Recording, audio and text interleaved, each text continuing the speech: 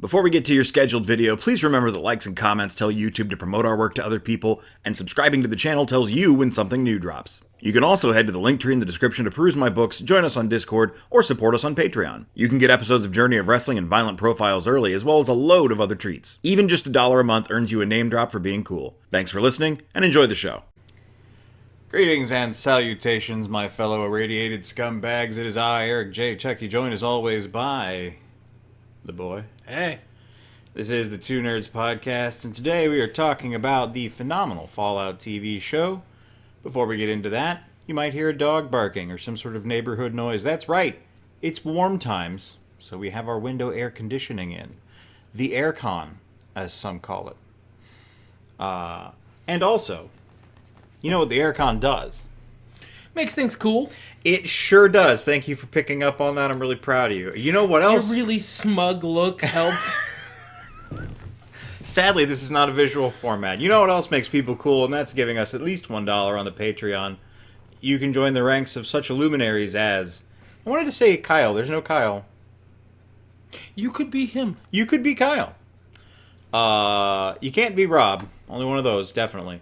Guy from Ohio. Harmony, Passion Killer, 7-Eleven, Destrucity, KTL, and On the Tip of Your Tongue. Did I forget anybody?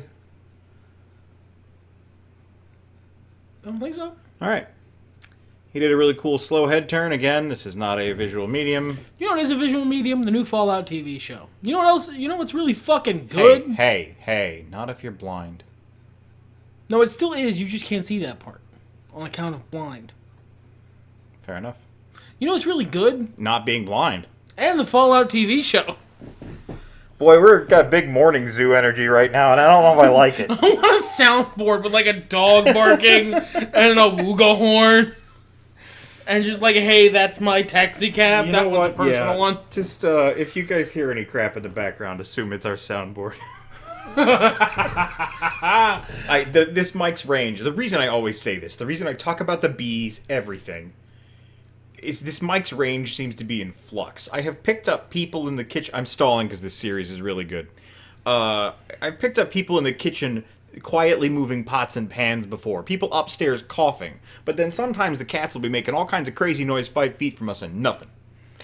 I don't know. Anyway. You said something about some show being good? Fallout. Yeah. Okay. Would you like to describe the quality of the good? It's a very compelling, well-written, well-acted TV show with an interesting plot and fun twists.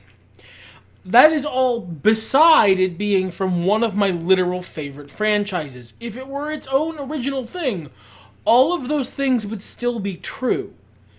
And also it's based in one of my favorite franchises since I was a child. A beautiful thing about it is actually that I can tell the difference. You know, sometimes it's hard to evaluate, for example, a Marvel movie or TV show because, you know, that's the superhero. I know him, I love him. I can't really separate that. Like we talked about in the Blue Beetle episode. You can go back and watch that if you want. It sucked. The episode was fine. The movie sucked. The episode wasn't great. All of our episodes are the highest quality content. That's that why we are able to produce so many views. That's why we're famous after 10 years. It's our 10-year anniversary. Anyway, I don't have that issue here. The Blue Beetle link, I might as well pay that off. When I was watching that, I was like, why did I like the Ninja Turtles movie so much? Is it just bias, or is it actually better? And yes, it was actually better. But, like, that's hard to separate for me. I don't have that issue here. I can see these characters in these trappings and these settings and know that if this were generic post-apocalyptica, I would still be having as great a time with the writing, acting, directing, scene composition, editing. I don't have any nitpicks on hand. Like, you understand our typical format here. If you've watched a bunch of our episodes, thank you. Oh my god, that's ridiculous that you care about what I have to say. There are more of you now than there used to be, and we're very grateful for you. But if you've watched several of our episodes, you know the typical format we use for this is maybe an episode breakdown, maybe a general review, spoiler-free, but generally all in the overall structure of the compliment sandwich, where we'll get all of the good stuff we want to say into the top of our heads, out at front. We'll do some nitpicks or some complaints in the middle. The size of the meat of the sandwich dependent upon how bad the thing was. And then the other bread is another compliment. Something we ultimately liked about the series. It's going to be a wish sandwich today. There is not much meat on this baby because it is all good shit. I got almost nothing to complain about. Now, sometimes the meat in the compliment sandwich does spill out and get on that bottom bun. We do close with some bad stuff sometimes. That's true. I'm looking at you. But that's generally how we tend to work. It's not something we do on purpose. It's just kind of how we both tend to talk. Yeah. But spoiler-free review, it basically is, do you like Fallout? If no, watch this show anyway. It's good. If yes, holy shit, you've definitely already watched it. And if not, if by some miracle you haven't, watch it. I don't care if you only like New Vegas and think all the rest of them are crap. I don't care if you're only a Fallout 1 and 2 old head isometric games are the king grognard who thinks the arm-mounted Pip-Boy is cringe. Still watch it. It gets it. It gets Fallout on such a deep, fundamental level that even the changes they make, and yes, Todd, Bethany, Esda, Howard, I'm going to address the fact that you did retcon shit. Own it. Everything is canon. Own it. Don't be a coward. It's all canon. Even the stuff they changed feels right in the setting. It feels like it fits in. Genuinely, watch this show. I cannot give a higher recommendation. I will say the barrier for entry is someone willing to accept some absurdism.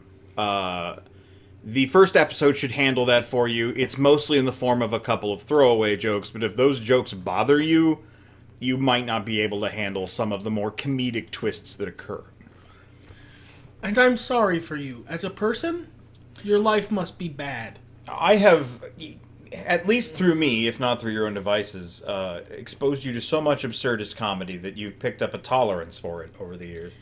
And it's not for everybody, and that's very Fallout. Yeah, it's just very in line with the tone of the even the original games, which, to be fair, were more serious than the Bethesda and Obsidian ones. They were also smaller. But they were. The Black Isle games were more serious, but they still had goofy shit. The Holy Hand Grenade of Antioch is in those games. Yeah, that's about the only issue, and it's very Fallout. Like, if you've played through Fallout games, there were a couple of times where I was like, that was a bit silly, and then I thought about it for a second, and I remembered some of the vaults I've been into, and went, that's actually kind of tame. You know what, that's fair. All right. I do have a nitpick. Here we go. Here's the part of the sandwich. A large man never blocked a door for the protagonist. That is a joke you only get if you watched White's Fallout 1 stream. Yes. Or played Fallout and remember. That was not a unique experience. It couldn't have been. Yeah, this was spectacular. I mean, I guess I could have some actual complaints in that there were a few cast omissions, but we've got a season 2 greenlit. There's still time. There's one cast omission that I was genuinely annoyed by, but not that much at the end of the day. Yeah. So, episode by episode, shall we? Well, how much time we got left? Yeah, I guess. We got so much time, we have so brother. much time left. This is the paradox of content. If you watch something you really like, it's hard to actually make something about it. Because you just end up kind of jabbering saying X was really good. Yeah. Let's roll into it. We don't need to kill enough time that I have to lament that this confuses me on a very intrinsic level. Episode 1 is the end. It's a short series. Just one episode. Why don't you take the reins on this? Because I won't lament, but here we are. So I think we start before the bombs fall. Briefly. Which is, I think, with Fallout 4, maybe it also starting before the bombs fall, it makes, it's a thematic connection, but I will say overall, this series spends way more time before in 2077. Right, that is the year, right? Yep. Wow, that's a weird coincidence. Way more time in 2077 than any Fallout property before it has, and like by a lot. I like that. I think it's interesting. We rarely see information from the world beforehand. It's mostly Fallout. In the Fallout universe, 2077, the world before the bombs fell, kind of serves the same structure as like any fantasy story, the ancient fallen kingdom of magic. Like, Sure. you'll see cultural remnants and artifacts, but it's not a cultural force. You may have one or two people from before the fall, ancient survivors of some type. But it's not, there's not still like coherent actors on the stage. And this show, spending so much time back then, leaves us with a lot of time to sit in this world, this, retro-futuristic atom punk world that existed before the atom became a thing. I like it. I think it's a really nice change from previous Fallouts. I like how it fills things in. I think the most important thing it does is it's slowly dishing out backstory for one of the three central characters, the Ghoul, a.k.a. Cooper Howard, played by Walton Goggins. Who is a complete delight and steals basically every scene he's in. He's, I didn't go into this enough. I'm sorry. We like a lot of things. I like a lot of things. I'm actually usually the voice of this was pretty good on the show. Sometimes we switch roles, but understand that this is probably the best TV series I've reviewed on this podcast. I liked Loki a lot, both seasons. Maybe Hawkeye. Maybe Hawkeye. But, like, those are the ones that are in contention, and I don't really feel like having them fight about it, but I don't know that they would win. This is just such a solidly cast and created and, showcased program that I haven't seen anything this good in a really, really long time. As someone who watches a lot more TV outside of what we cover on the podcast than this guy, same. And I watch a lot of different TV shows. I've seen several Amazon series and various other things. This is the best TV show I've seen in a long time. It might be the best TV show I've seen since Luke Cage. Yeah, that might be a fair... Luke Cage might knock it out. I really like that show. But, like, they're in a similar weight class, I'll say that much. But, we quickly switch over in the first episode to Vault 33. And I love having experience with the Fallout series here, because if you walked in completely blind, do you think you would understand? How quickly do you think you would come to understand that some shit has gone? That the vaults are not as pastoral and wonderful as they might seem to be. I would love to get a group of people together who have no idea what Fallout is and just kind of see their reactions. Yeah, just give them a blind watch, because if you've seen Fallout, if you've done anything in Fallout, if you have a friend who talks about Fallout, you know the vaults aren't good. I think if you're genre savvy enough, they lay down enough hints. But I can't, this is one of those things I can't know. No, right? It's not possible. We can't change that about ourselves. But they do a good job, even with that, of making this one seem like a pretty nice one. It's not 27 guys named Gary. There's no ongoing resource war. This seems like a pretty good vault. Our protagonist, Lucy McLean. Is it McLean or McLean? McLean. I think it's Goosey. This Wikipedia article's full of typos. That's disgusting. Well, hey, truthiness, right? Yeah. Surfies, man. Yeah. But They really dropped the bomb on this one. hey. But she's bright and happy, seems to have had a reasonably decent childhood from a Fallout standpoint, is a productive member of society, and her society seems not super terrible.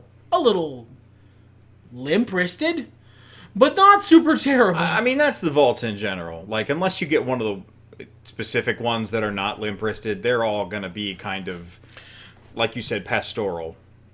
Idyllic, almost, were it not for the fact that they're in an underground radiation bunker. So, like, it's a good intro. It sets the tone well. And then shit goes south, as it is wont to do. Yes. I find myself actually struggling to cover this episode by episode because I liked this so much I don't want to spoil this for the listener. I suppose there is that. Normally, we give you the spoiler-free review and we go, all right, on your own head be it from here, but, like, I liked this so much that I don't want to spoil it. Well, I'm still gonna, because we got 15 minutes to go. I was going to say, we're doing it live. How are we going to switch formats here? I'm still... It's just, I find myself... it's hard to talk about. The first episode, overall, real good. I'm going to say that about basically all of them. I don't know... Do I have a least favorite episode of this show? I guess we'll find out. It also introduces our third protagonist, which is Maximus, who's a member of the Brotherhood of Steel, who gets... it's complicated. How deep do I want to go into it? He's a very interesting character.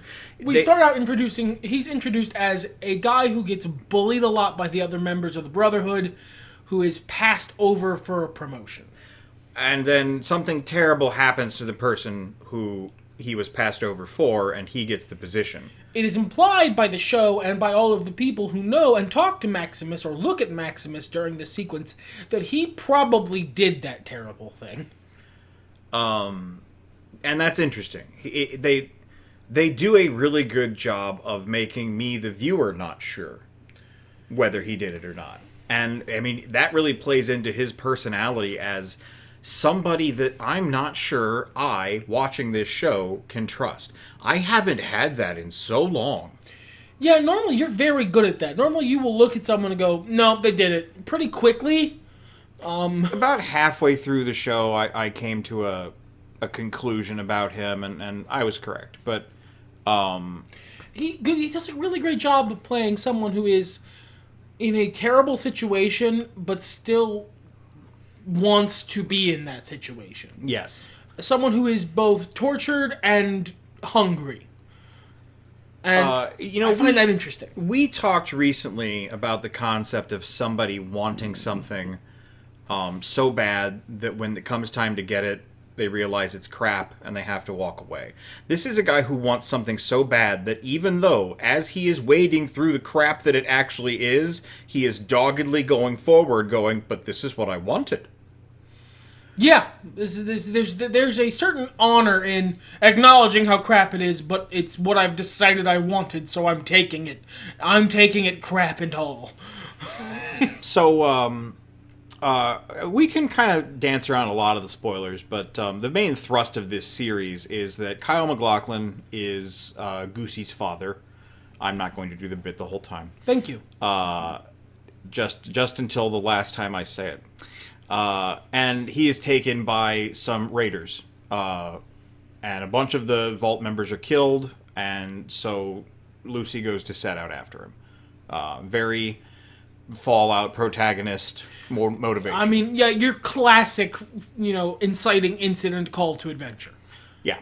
Don't gotta overcomplicate things. Let's get Lucy out of the vault and move right along. There is a kind of surprise fourth protagonist in her younger brother, whose name I always forget, who remains behind at the vault and is trying to uncover what the hell is going on there. Because something seems off about how things went down with what goes bad in the vault. Norm is his name. Easy name to forget, Norm. It's a very normal name. And after that, you get your basic fish out of water situation, except that it's fish out of regular water and into horrible irradiated water with really mean fish with guns. Your classic Fallout. I mean, like, it's your first Fallout playthrough kind of thing. I was in my early 20s when I first played a Fallout game, so like I was edgy enough that none of it took me by surprise in that sense. But I can see wandering out in the wasteland and being like, wow, everyone kind of sucks here. They do a great job of making that Lucy's arc as well. The arc of going out into the world, bright-eyed and bushy-tailed, and I mean, just painfully naive and friendly, and then having the world beat her down and having her not break in response. No, but they don't do it in that typical ultra peppy, humorous fashion that you usually see, where it becomes unrealistic until they have a big crying fit breakdown that's very funny. Like, she's trying to be nice to people because she keeps expecting the next person she meets to also be nice. Eventually, she does sort of grind down and develops some of the natural reluctance to trust of someone who's been out in the wastelands, but she never stops being who she is as a person, like, at heart. Yeah. The central pillar of her as someone who was raised to do the right and ethical thing in all situations, with a childhood education involving, like, deep coverage of philosophers. That central core remains intact, even if she is somewhat battered by the end of things. I love that. Yes. That's a arc I haven't seen in a while from a thing. You usually see the more comedic, like, or someone who is immediately beaten down sure, and like is pulled into the crab pot and becomes a crab. Right. This episode also sets up what many people will call, but is technically not, a MacGuffin. Everybody is looking for a scientist who has escaped an Enclave facility with something surgically injected into his neck that's very important, and a dog who is definitely not dog meat. Definitely not dog meat. Please ignore that this is a Fallout entry, and it is that kind of dog. Do we spoil this? Sure. Okay. So, I don't want to, but I'm gonna. Again, one last, almost at the end of the episode here, one last fucking ripcord. Fuck off. Watch the show. But if you're still here, let's talk about it. So, there's a big dust-up in a town that isn't Megaton, because it's on the other side of the country, between the ghoul and Lucy and some locals, and Maximus in some power armor. That he acquired through entirely legitimate means. With a little bit of help, eh, boo-boo? But it's a really cool fight. It's cool to see all of your three central characters meet and then split apart.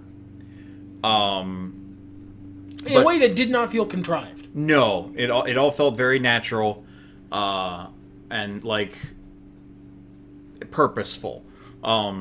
Lucy escapes with the scientist. The scientist is injured as hell. They get to a point of no return, and he's like, "Listen, I'm not gonna make it. And I am only going to slow you down. So I've taken a cyanide tablet. Just take my head. That'll get you what you need. I've lived a good life. Thank you. Have a nice day." So for most of the rest of the series, like a good 90%, the three central characters are looking for or fighting over this head. It's not a true MacGuffin, because at least for me, I cared about the head. I wanted to know why the head was important. I wanted to know what consequences were going to happen. And for you, a MacGuffin inherently is somewhat uninteresting. The definition, the textbook definition, if you will, of a MacGuffin is something that the people in the piece of media care about, but the audience doesn't. Oh. It is incredibly important to them, but we have no real reason to care, except perhaps that we care about the characters and what they feel about it. But I cared about the head. Yeah, I wanted to know what its deal was. And that's great, because I do see a lot of MacGuffins in media, and they're great. It's a great trope. But you have elevated something so simple and small that we're all ready to digest. You didn't have to make this good and interesting, but you did. Yeah, you added just enough, like, intrigue to what the deal was that I was interested to see what the deal was. Yeah. They also introduced, in episode 1, the character of Lee Moldaver, who is the leader of these raiders. And I was really curious to see what her deal was. And they really draw that out and lead you to desperately want to know. And she has some very interesting things in the series that you find out about Lee Moldaver. We'll put it like that. This is a spoiler a little bit, you don't really find out what her deal was until the last episode. There's a lot that doesn't come to fruition until the final episode. They really don't. They put you on the hook real quick and then don't give you fucking anything until the end on a lot of stuff. Tidbits. And that's... Normally, it can be a little annoying because, like, man, it's like episode 7, we're still dealing with this head bullshit. What's going on?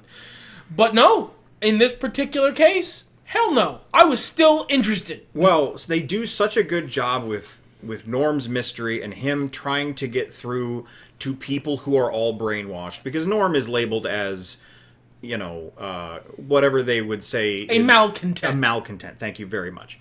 And he doesn't fit in, even in, the vault where he was raised. So, he is more able to investigate these things without too many people raising eyebrows. But it is stymied at every turn by the people who are excited to tell you who they voted for in the latest election. And people who just want to live a nice, comfortable life and not look behind the doors. So that's a compelling thing they keep jumping back to. They keep jumping back to the ghoul's backstory. These flashbacks, I wouldn't even call them flashbacks, but these showcasing these pieces of his story leading up to the bomb dropping that we see in the first episode. They really dish that out to you in bite-sized doses that keep you wanting more. And, like, these things help what might otherwise be that frustrating narrative you spoke of. And they do an excellent job with Lucy of her, like, road trip through the wasteland is very interesting and covers very interesting ground. Yeah. I will say that after some number of debate, we realized, or Googled, that this is the most recent entry in the Fallout timeline. When they show a particular date on a chalkboard in a vault in an later episode, my brain immediately started doing math, and I realized this had to be the latest entry in the series, just because of how linear time works. This is set, I think, something like at least a few years after the end of Fallout 4, which was the most recent entry before it. It had to have been at least enough time for certain things to happen, which are portrayed on screen. You don't actually see a lot from the games directly in this series. No. It is a series set in the Fallout world that is not based on any of the specific games. And that was something leading into this show premiering that a lot of folks, myself included, were speculating that it would be a translation, an adaptation of the plot of one of the Fallout games to, the small screen. And it's not. It's its own thing. It's its own new painting in this wonderful, rich tapestry available. And I love that. But there are things from the game specifically that you do see. At least one of them puts this firmly after Fallout 4. Yeah, and it definitely is. It is the latest thing. I have researched. It's like 2297 or something like that. An interesting development, I don't know if this is intended to be new or not, and it's very spoiler light, it's another sort of MacGuffin-y thing, is that ghouls are now taking some kind of ingestible to stay This is one of sane? the things they did retcon. It is fully a retcon. It's important that we acknowledge when those exist. I feel like just Kevin Bacon wasn't in Footloosing it is funny, but like... Well, is it a retcon or is it something new? Is it something that's happened in the last 20 years or however long? Well, it has to be a retcon for a couple reasons. Okay, I'm listening.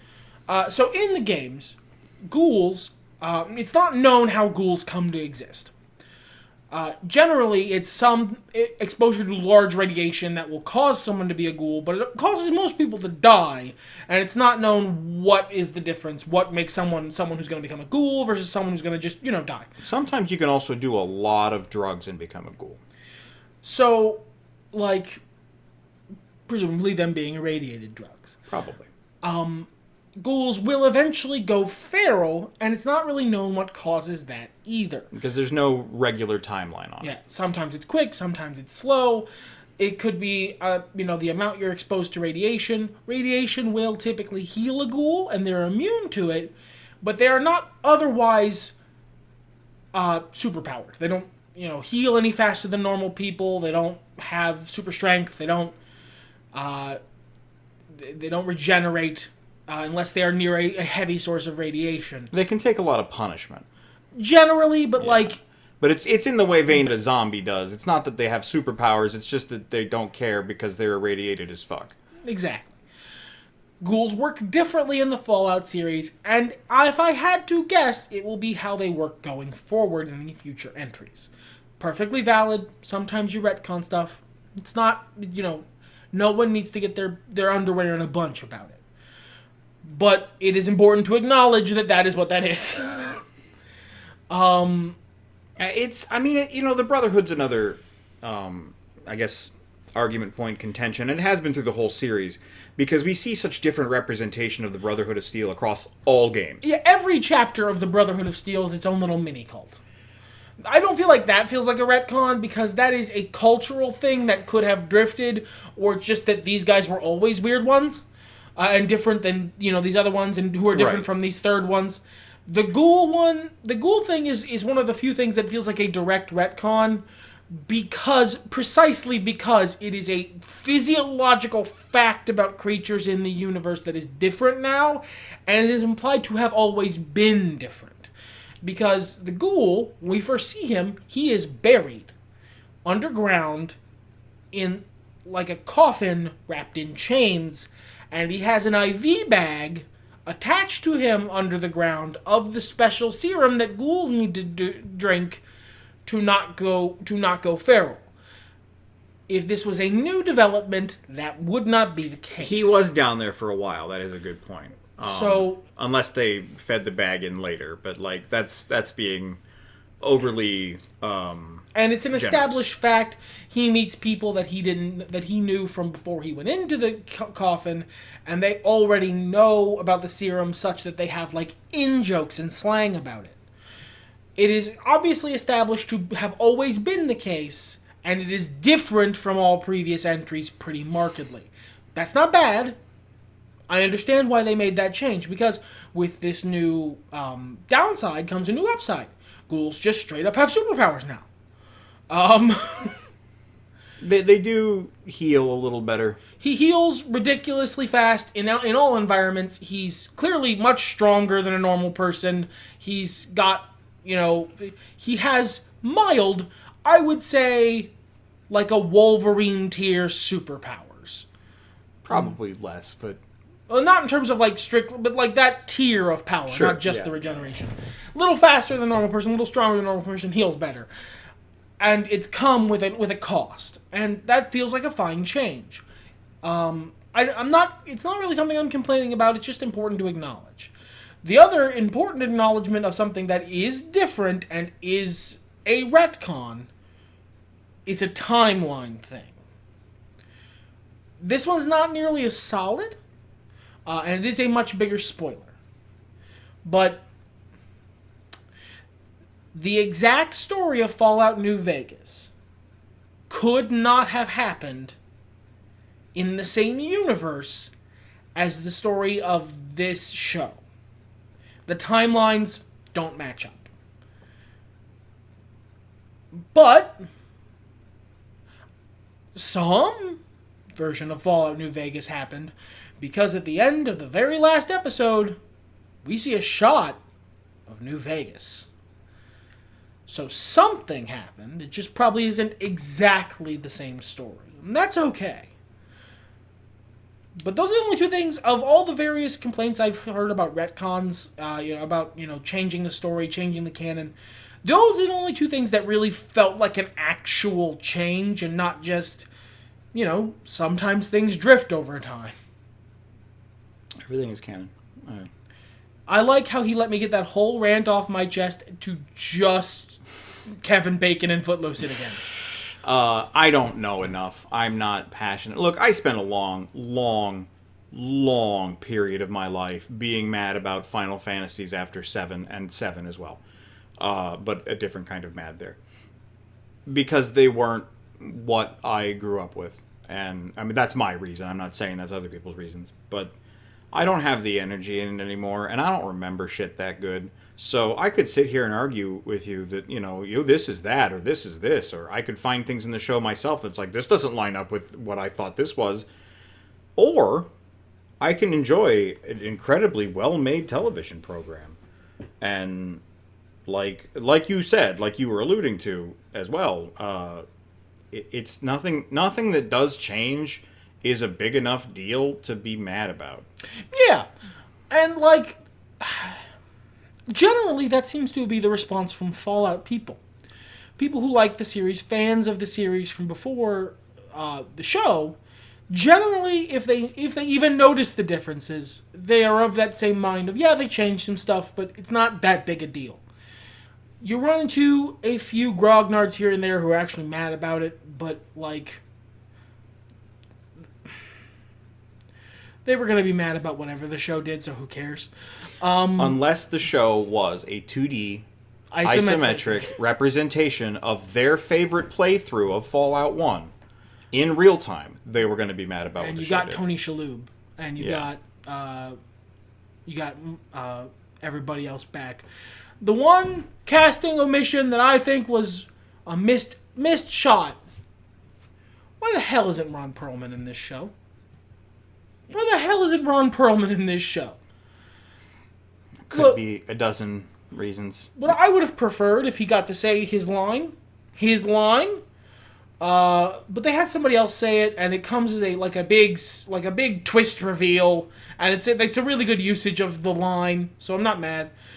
But he could have just been like a newscaster, like he was in Fallout 4. You could have had him in there. Come on, man. And maybe they were planning on it, but then some stuff went down for a year. Yeah, maybe Ron was busy. Maybe he said no. We could never know. No. I'm not, and it's a minor annoyance. I wouldn't even go to so far as to say a nitpick because I don't think it impacted the quality of the show. No, and there's always room to do stuff later. I feel like, and I hate to sound pessimistic, but I feel like we're going to get another really good season out of this show, and then we'll see what happens. I hope we get 6 seasons in a movie.